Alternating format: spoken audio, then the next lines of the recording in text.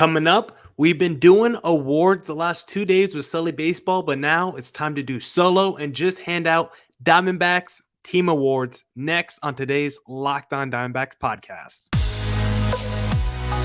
You are Locked On Diamondbacks, your daily Arizona Diamondbacks podcast, part of the Locked On Podcast Network, your team every day.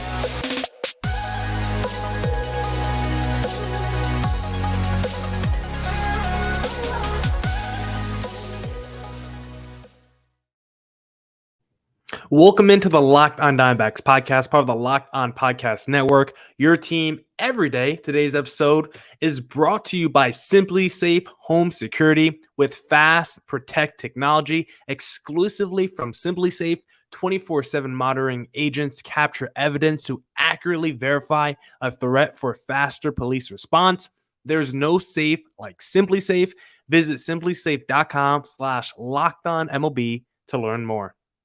Now, I'm Millard Thomas, host of the Locked On Dbacks podcast. I'm a multimedia journalist and I'm a graphic designer. So please go check out my website, millardthomas24.myportfolio.com. On there you can see all my latest work, from my packages to my articles to my photos and my graphic design. If you want to see more content by me, just follow me on Twitter at CreatorThomas24 from my personal account. Look up Locked On Diamondbacks on Twitter and Instagram for the podcast handle. And of course, thank you for making Locked On Diamondbacks your first listen every day. I would not be able to do this podcast without you, my loyal listeners, sharing, subscribing, reviewing, doing all that so I could do this podcast for you. Thank you. It's free and available on all platforms, so please continue to tell your friends.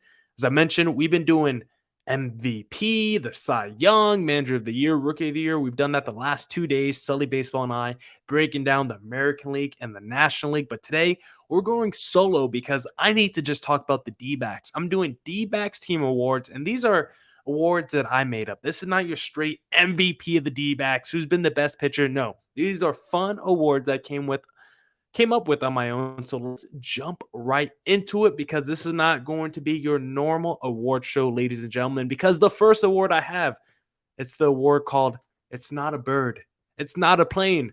Who is it? It's Dalton Varsho. The It's Not a Bird, It's Not a Plane award goes to Dalton Varsho, because I originally thought this award was going to go to Alek Thomas, because this is the defensive award. This is the award that goes to the guy you're like, whoa, I thought that was going to be a double in the gap. Nope, my outfielder came out of nowhere to make that crazy diving play in the outfield, or robbing that one dude of a home run. I thought I was going to give it to Alek Thomas, who has been incredible this season, right? Put together a real defensive highlight reel for the D-backs this season, and he seems like he's going to be a Gold Glover for many years to come. But the reason I have to give it to Dalton Varsho is it feels like Alek Thomas is considered the best defensive outfielder in this D-back center field, but according to Fangraphs and the defensive metrics that they have on there, Dalton Varsho is not just the best defensive outfielder on the D-backs. According to some of the defensive metrics on Fangraphs, Dalton Varsho is by far and away the best defensive outfielder, not just in the National League, in all of baseball. These are the defensive stats Dalton Varsho leads the entire Major League Baseball in on Fangraphs. Defensive run saved, ultimate zone rating, Ranger, outs above average, runs allowed above average. Most of those defensive stats, I don't even know what they mean. You could go to Fangraphs where they have their formula and they will have the glossary definition breaking it down. But all you need to know is you just go on Fangraphs, you just sort whatever defensive stat metric you want for all outfielders, and there's a better than 90% chance that Dalton Varsho is probably leading that defensive category. So I originally, before looking at the stats, I would have given this award to Alek Thomas. But after looking at the stats and knowing Dalton Varsho is just as good of a defensive outfielder as Alek Thomas, I'm going to give it to Dalton Varsho. It's Not a Bird, It's Not a Plane award. The next award, this award is called That Was Fun While It Lasted. And I give this award to Seth Beer. That's right. Not every player getting an award today is going to be Ketel Marte or the superstar or the really interesting player like a Dalton Varsho. Sometimes you got to give it to the guys who just spent 40 games or less with this D-backs team. And Seth Beer is one of those guys, because it was fun while it lasted with Seth Beer. Because if you remember those first 11 games of the season, Seth Beer was killing it for the D-backs. Those first 11 games, Seth Beer, 438 average, crushing it at the plate, 11-11 OPS. I believe one of the one of the last pods I did before the season started, I did my little preview predictions, and I said Seth Beer was going to be the breakout player of the year for the D-backs. And I looked phenomenally smart those first couple weeks of the season. I looked like a super genius predicting Seth Beer because I thought with the way 2021 ended and looking at basically every benchmark throughout his minor league career, like this guy crushed it on every level offensively. And, through the first 2 weeks of the season, there was no reason why I thought that dude was going to slow down. Even if you go back to opening day for the D-backs this season, do you remember what happened opening day against the Padres? I'm pretty sure you do because every D-backs fan does. It's one of the top 5 D-backs moments from the season. Opening day, also National Beer Day. Seth Beer walk-off home run against, or I don't remember if it was a home run. Let me take back the home run. Walk-off hit, though, against the San Diego Padres. I would have to double-check if it was a home run or not. But Seth Beer, incredible those first 11 games. But Seth Beer, after those first 11 games, so his next 27 games, he had 7 hits over those next 27 games. Seth Beer slowed down tremendously. He spent a lot of time in the minor leagues because offensively he was doing nothing at the plate. And of course, his glove is not good enough to keep him on a major league roster defensively. So Seth Beer, it was fun while it lasted, buddy. Next award before we wrap up segment number 1, it's the Gone but Not Forgotten award. And this one goes to David Peralta. Do you guys remember Freight Train? I know you do. Fan favorite, of course. David Peralta, in 87 games with the D-backs, was having a pretty productive season. 12 home runs, 777 OPS. Now, you look at his numbers with Tampa Bay, don't look at them because they're not as productive with Tampa Bay. It's also because they're not utilizing David Peralta like a full everyday player like he was with the D-backs. I mean, he was still more platoonish with the D-backs, but he definitely got more run with the D-backs than he's getting with Tampa Bay. Once again, David Peralta, a great guy to have in the middle of your lineup, especially in clutch situations, because once again, this guy is still very good with runners in scoring position, above a 280 average, around an 800 OPS. There's not much more you can want from a guy, a veteran, mid-30s, but still not over the hill just yet. David Peralta does just enough to really help out a team that's, maybe a contender and just needs that one piece that's not like a superstar, but that glue piece. I think David Peralta is perfectly suited to do that for a contender, and he might do that for Tampa Bay this year. He's 3rd in games played in D-backs franchise history. He's 2nd in triples, and he's 3rd in hits, and he's basically top 10 in every offensive metric as well as an Arizona Diamondback. So David Peralta, even though we traded you at the trade deadline and we got back Emmanuel Rivera, he's probably going to be the starting third baseman or at least play half the games at third base next year with Josh Rojas. So we'll see what he does. Did I love that trade? Or excuse me, why did I even say Emmanuel Rivera? We traded Luke Weaver for Emmanuel Rivera. Why did I just say we did that for David Peralta? That's not true at all because if I remember correctly, we didn't get a great return for David Peralta. I'm actually go and check it right now. Yeah, the D-backs got back Christian Serta, who was, I remember now, an 18-year-old catcher. So I wish we got back Emmanuel Rivera, who's at least going to be a guy that starts for the D-backs next season. That's not the case with Christian Serta. He still might be in high school. I'm not too sure. Very young. I know he's still not old enough to drink. If I gave that guy a beer, I would be arrested right now. So David Peralta, even though you're no longer the D-backs, you're gone, but you're not forgotten, and we will all be watching and rooting for you in the postseason with the Tampa Bay Rays. Now, we're going to continue the D-backs team award show, but first I need to talk to you guys about Simply Safe because the numbers don't lie. In the last decade, over 4 million people have chosen Simply Safe home security to protect their home. You don't earn the trust of that many people without doing something right. At Simply Safe, your safety is the only thing that matters. I know because I use Simply Safe in my own home. They protect you with cutting-edge security technology powered by 24 professional monitoring agents who always have your back. Here's why I love it. With 24/7 professional monitoring, Simply Safe's agents call you the moment a threat is detected and dispatch police or first responders in an emergency, even if you're not home or can't be reached. Simply Safe blankets your home in protection with advanced sensors for every room, window, and door, HD security cameras for inside and outside your home, smarter ways to detect motion that only alert you when a threat is real, and even hazard sensors that instantly detect fires, floods, and other threats to your home. Our monitoring experts use proprietary advanced response technology to visually confirm when a break-in is real, so you can get the highest priority police dispatch. Customize the perfect system for your home in just a few minutes at simplysafe.com/lockedonmlb. Save 20% on your Simply Safe security system when you sign up for an interactive monitoring plan and get your first month free. Visit simplysafe.com/lockedonmlb to learn more. There's no safe like Simply Safe. And a quick pat on the back to Millard Thomas of Locked On Diamondbacks, because that was a very clean ad read on my very first try. So shout out me. But let's get back into the podcast and let's continue with these team awards. I think I forgot to mention, don't forget to follow us on YouTube. Locked On Diamondbacks on YouTube as well. Go give us a subscribe button, because we've been stuck at 169 subscribers for a few days now. Trying to crack 200 on the road to 1,000. So please go subscribe to the Locked On Diamondbacks YouTube and tell your friends. Tell your friends we're on all your podcasting platforms. But let's get back to the podcast. Next up, we just did the Gone But Not Forgotten Award with Dave Peralta. Well, this is Gone and Hopefully I Don't Remember. And this one I have tied with two people, Oliver Perez and Dallas Keiko, because I cannot believe these two were on the Dbacks at some point this year.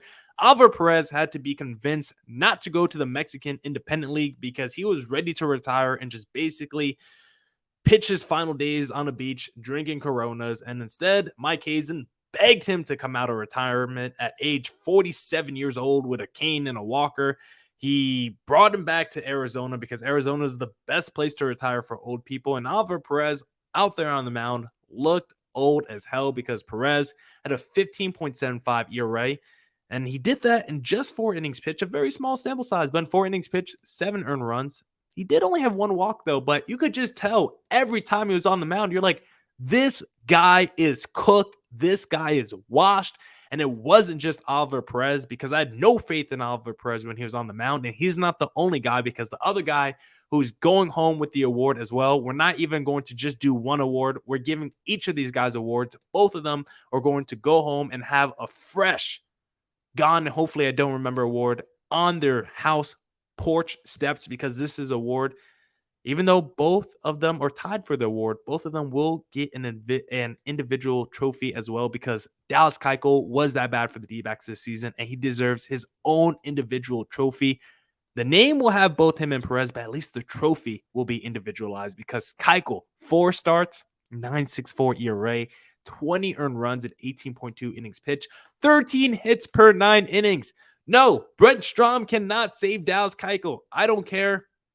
Well, I do care. If you put Dallas Keiko in the time machine, actually, that might have been the only way to save Dallas Keiko and make it work with Brent Strom, because there's no way the 2022 version of Dallas Keiko is going to work.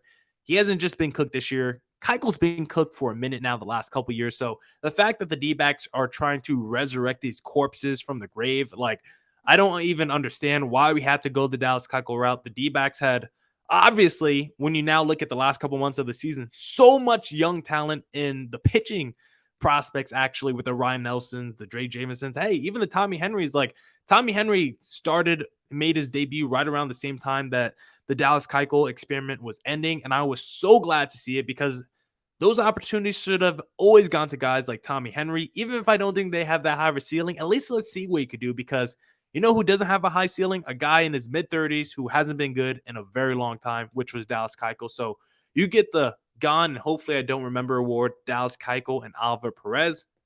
Now let's get back on a positive note.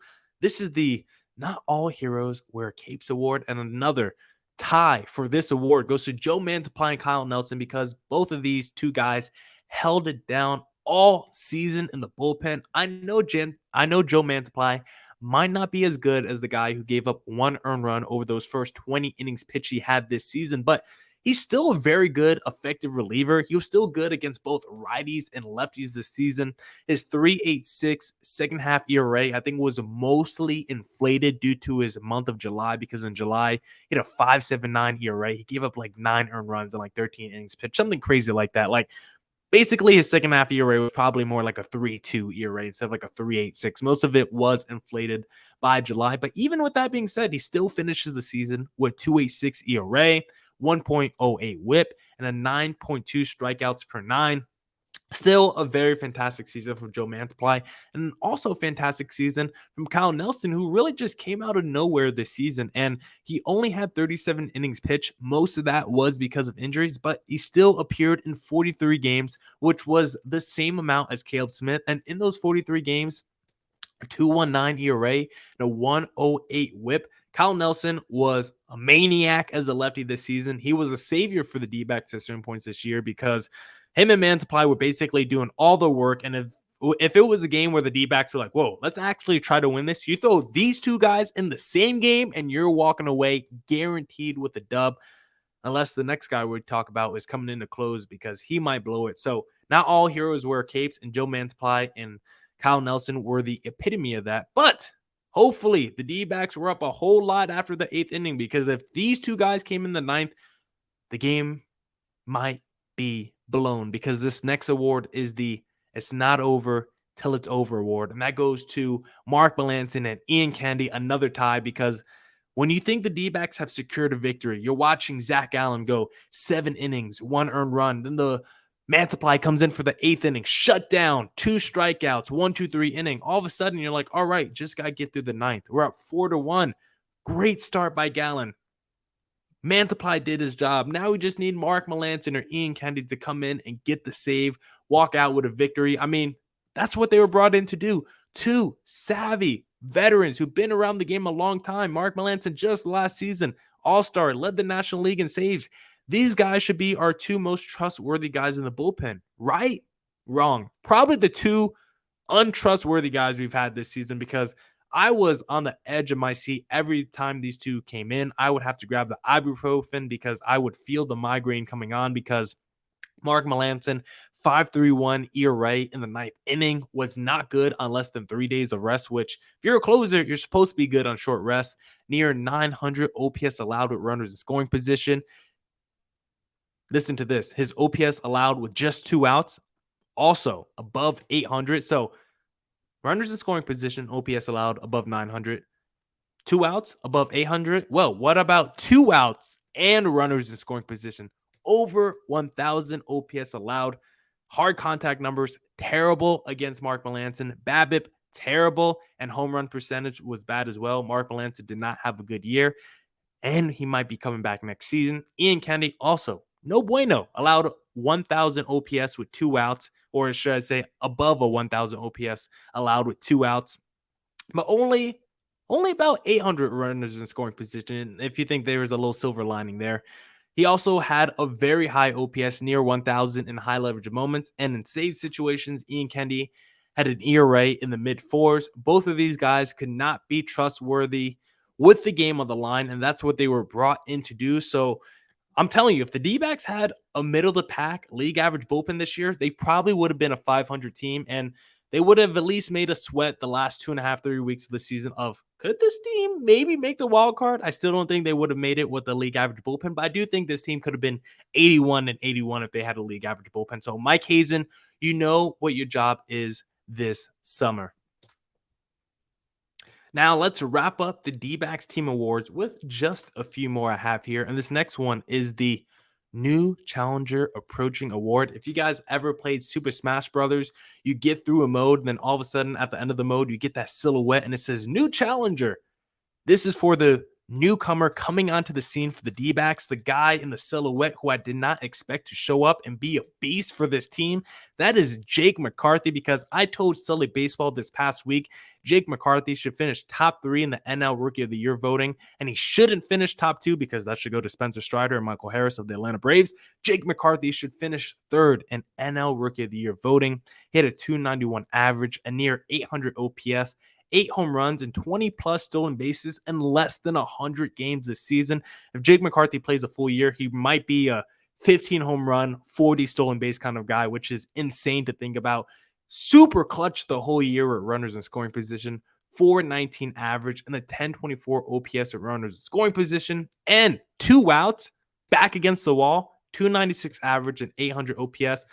Yes, Jake McCarthy could probably work on his defense. He wasn't always the best defensive outfielder out there. I don't think he was bad. Still think he was probably slightly above average. But when you just compare him out there to the Dalton Varshos and the Alec Thomas and the Corbin Carrolls, 3 guys who could be like platinum glove defensive outfielders, 3 guys that could be gold glove defensive outfielders. Jake McCarthy's probably not on that level, but offensively, he's probably way better than Alec Thomas, at least what we've seen so far. So it's going to be a real battle for him next season as to how he cracks the lineup moving forward, again next year, because if this bat is once again hot going into 2023, like Jake McCarthy's might have the right field job on lock. Like the outfield might be Corbin Carroll, Dalton Varsho, and Jake McCarthy. And 4 months ago, back in May, June, I would have told you the D-backs outfield in 2023, lock it down. Dalton Varsho, Alec Thomas, and Corbin Carroll. But Jake McCarthy has basically recalibrated our expectations on who should be in the outfield and how the lineup should be constructed going forward. Like the D-backs thought they had their outfield of the future set going forward, and Jake McCarthy was not considered one of those guys. So now the D-backs basically have an extra asset, an extra trade piece. Like you gotta love it when one of your internal development players actually hit. This is a former first-round pick. He's been able to develop through the D-backs minor league systems and is playing way above his skis right now. Hopefully, it's not just a one-year fluke. Hopefully, it's not vanilla ice, just a one-hit wonder. Hopefully, Jake McCarthy can continue this because he's been phenomenal this year and has turned into one of my favorite D-backs players. The next award, the Put Some Respect on His Name award. And I don't need a lot of analysis for this award because this is going to Christian Walker, who after last year, I felt like there was disrespect toward Christian Walker because he had a really down year, but I think it was mostly because of injury. He was just in and out the lineup last year. I think he had like an oblique injury. Like if you have an oblique injury, like that's your range of motion right there. If that's hurting you and you don't have that at 100%, like how can you be a quality hitter, especially when you're a guy that's considered a slugger, a power hitter? And so for Christian Walker to come back this year, fully healthy, play 160 games and just smash home run after home run, it's been a phenomenal season for Christian Walker. He's getting all his flowers this year. He's going to be near 40 home runs, 100 RBIs, just about. And it's been a phenomenal year for him. And he's another guy that has really turned himself into a trade asset. The D-backs feel like it, or could just be the D-backs first baseman for the foreseeable future, at least for the next 2 to 3 years. And I think that should be the case. Is also going to win the Gold Glove this year because once again, if you go to Fangraphs, click first baseman, and if you just start sorting through defensive stats, like he's crushing the rest of the field. So Christian Walker, you get the Put Some Respect on His Name award. Next award, the Can We Go Steady award. This is because I have to admit, sadly, I've never asked a girl to go steady. Yes, Millard Thomas, 24, turning 25 in about 3.5 weeks, still looking for his first official girlfriend. So ladies, if you want to put in your application, just hit me on Twitter. But this is the Can We Go Steady award. I'm giving this to, again, 2 people, Ryan Nelson and Dre Jameson, because after what I saw from them the last month of the season, I'm ready to lock them in the rotation. I'm ready to put a ring on it. Screw going steady. I'm ready to marry these 2 because they basically had the 2 best starts to a D-backs career by any pitcher ever. Ryan Nelson was phenomenal. He was the first one to come out and make a debut. 1.47 ERA, 3 earned runs in 18 innings pitched. Dre Jameson next up, 1.48 ERA, 4 earned runs, and 24.1 innings pitched. Both of these guys have multiple pitchers in their arsenal. Both of them have complementary styles with the way they attack opposing hitters. Both of them kind of do it differently, but also both of them have a skill set that most D-backs pitchers don't have. They have a high velocity fastball, which I've been clamoring for a while now from this D-backs rotation. So Ryan Nelson, Dre Jameson, can we go steady? Because I'm ready to lock you into 2 rotation spots next year. And then piggybacking off that award, this is the Call the Divorce Lawyer award. I didn't know if I want to make a Tom Brady joke there. I don't want to joke on another man going through a divorce, so I'll do a slight reference like I just did just now, but that's about it. I'm leaving it there. Y'all can make the jokes about another man getting divorced because, hey, I don't know if I want to joke about that, but this is still the Call the Divorce Lawyer award, and this is going to Madison Bumgarner because he's still owed a whole lot of money next season. I still think he's getting like $20 million, something around that. Still making way too much, way more than he should, and he was solid in the first half, at least in terms of ERA. I don't think he looked great. I think he looked serviceable in the first half, and his ERA 3.83 in the first half. You'll definitely take that, despite him making a whole lot of money at this point of his career, especially his Dbacks career. If he pitches to a 3.83 ERA the whole season, we'll take that. But that was not the case for Mad Bum, because in the second half of the year, 6.5 ERA. By the last 2 weeks of the season, Torey Lovullo was like, hey, man, you could just go home. You don't got to come back. Just start your offseason early, dude, because we're just going to keep throwing out these young pitchers out here. And thank God they had that conversation, because every young pitcher looked really good and gave me a lot of optimism for next year. I'm really high on this D-backs team in 2023, and I do think this team could contend for a wild card spot. But if the D-backs are forced to continue playing Madison Bumgarner and are forced to give him a rotation spot next year, that's basically saying, hey, every fifth day, we're just going to take a loss and we don't care. If our offense doesn't score 7, we're just going to lose that day, and we're just going to have to live with that. So hopefully the D-backs could do something with this contract, trade him, cut him, do something, get him off of here, start GoFundMe, and I'll donate to it, because it's going to be hard to still win games if Madison Bumgarner is going every fifth day. Now, that's it for this edition of the Locked on Diamondbacks podcast. Come back tomorrow for more Diamondbacks news, coverage, and insight. Thank you for making Locked on Diamondbacks your first listen every day. Go make your second listen of the day, Locked on MLB with my pal Sully Baseball.